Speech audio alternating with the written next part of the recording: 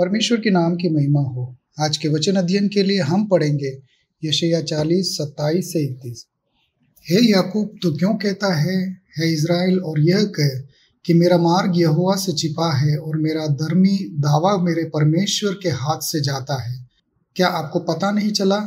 क्या आपने नहीं सुना? सनातन परमेश्वर यहोवा पृथ्वी के छोर तक का रचयिता न तो मूर्छित होता है और न थकता है।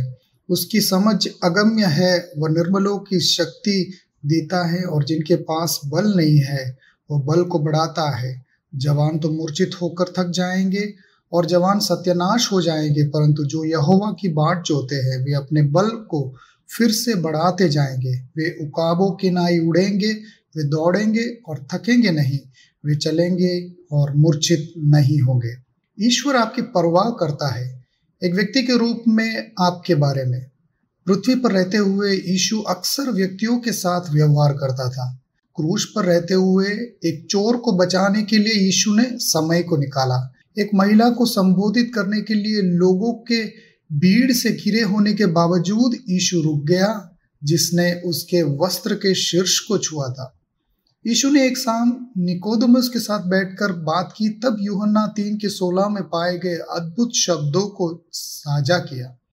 यीशु ने व्यभिचार के आरोपी एक महिला के लिए अपने प्रेम को साझा किया। यीशु ने कुएं पर एक पापी स्त्री को जीवन के जल के बारे में बताया। ईसाइयों के रूप में एक बेहतर, स्वस्थ और खुशहाल जीवन जीने में हमारी मदद करने के लिए परमेश्वर ने कुछ निर्देशों या नुस्खे पर विचार करें। हम इन निर्देशों को जीवन के लिए परमेश्वर के नुस्खे के रूप में संदर्भित कर सकते हैं। संदेशों की इस श्रृंखला में हमारा पहला विषय तनाव है, और मुझे नहीं लगता कोई भी इस बात से इनकार करेगा कि हम जबरदस्त तनाव के समय में जी रहे हैं। किसी ने कहा है कि हम तेज हैशटैग के दिन में जी रहे हैं।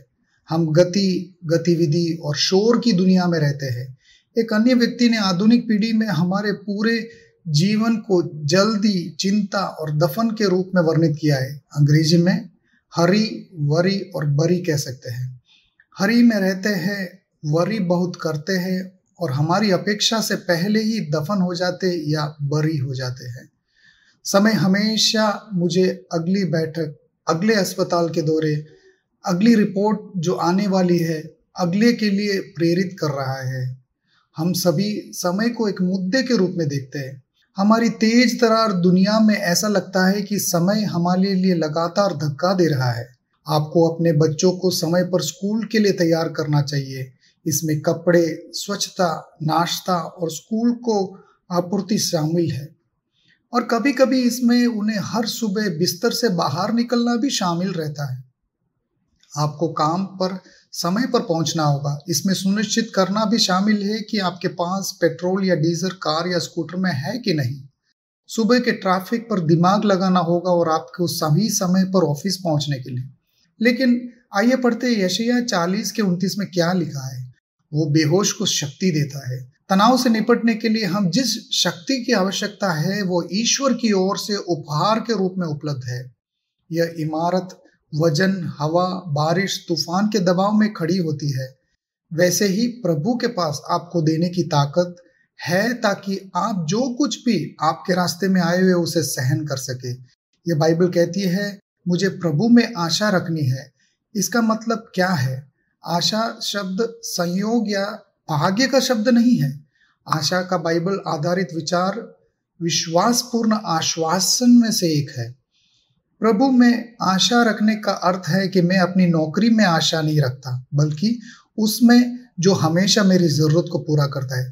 प्रभु में आशा रखने का अर्थ है कि मैं अपने धन की आशा नहीं रखता, परंतु मेरी आशा उस पर है जिसके पास 1000 पहाड़ियों पर पशु है और मेरे जीवन पर हर प्रकार अच्छा और उत्तम दान उंडेला जाता है।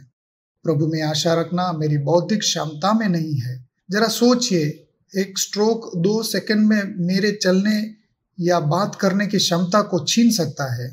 नहीं, मैं उस पर भरोसा कर रहा हूँ जिसके पास सारा ज्ञान है और जो मुझे ऐसी चीजें दिखा सकता है जो मैं नहीं जानता।